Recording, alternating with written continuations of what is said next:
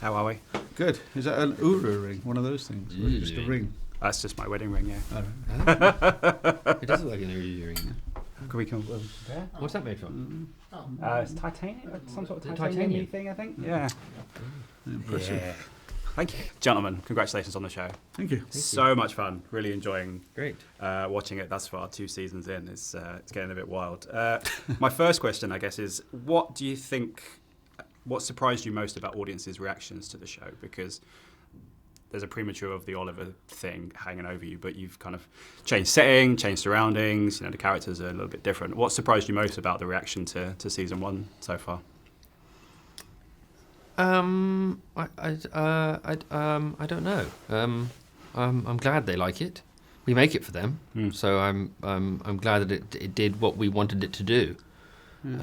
We took something and kind of spun it a bit and changed it, and I think it. When you do that, there's always a risk involved. It might not work, and it. I think it did. We all thought it did, and the audience seemed to agree. So it's you go, oh well, good.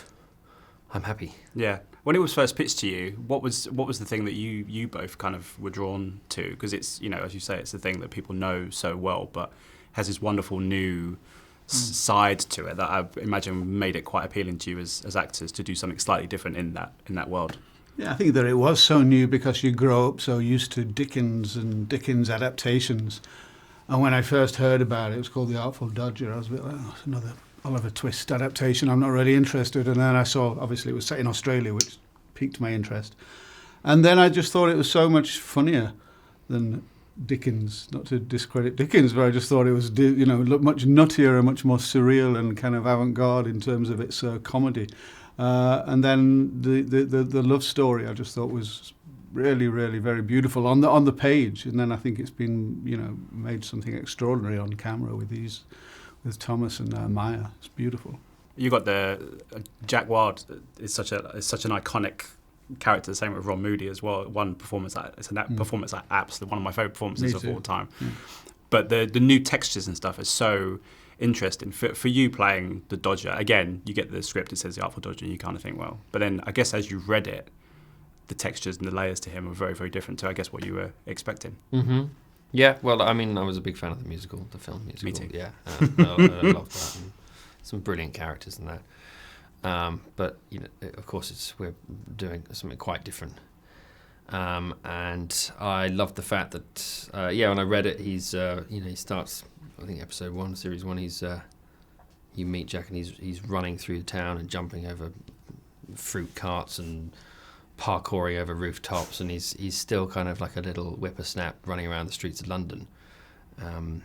But he's out in Australia. He's grown up a bit, and he's trying to move up in the world. So it is a different take on this character, and I read it and thought that I could do that. I think that'd be fun to do.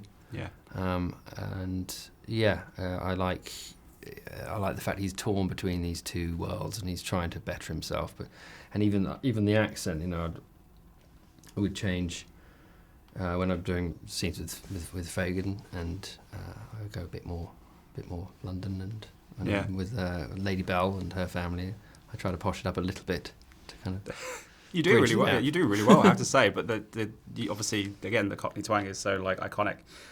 Did you miss the fact that you weren't able to, or were you delighted the fact you didn't have to sing? Because I imagine it comes with the everyone. The musical is so iconic, and there's so many great songs. And in my head, I was kind of thinking, God, I wonder what Thomas and David's renditions of all those iconic songs would be. But were you kind of glad, or was there a part of you that wanted to maybe break out into song? If you heard me sing, you'd be quite relieved I'm not being asked to sing. Well, actually, in fact, in this, I think by episode 5, I do sing.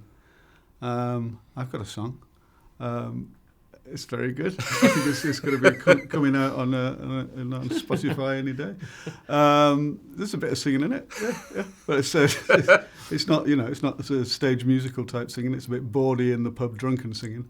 But no, I've never been in a musical since I was at school. Not even drama school, at school before that, and there's a good reason for that. Yeah, I'm the same. I've never done a musical. I don't intend to ever do one. I don't think anyone would want that. I have to say, me and my best friend absolutely used to, when we were at school, we used to sing in the posh voice the Fagin reviewing the situation song. Oh, yeah.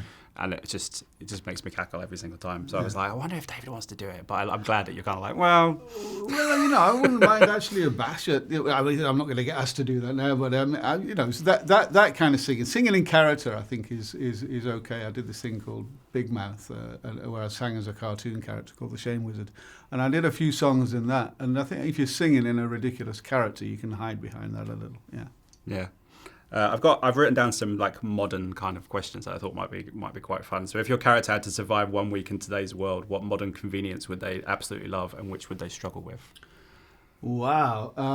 What would they what modern convenience would they love? I'm going to say, do you want to take that one?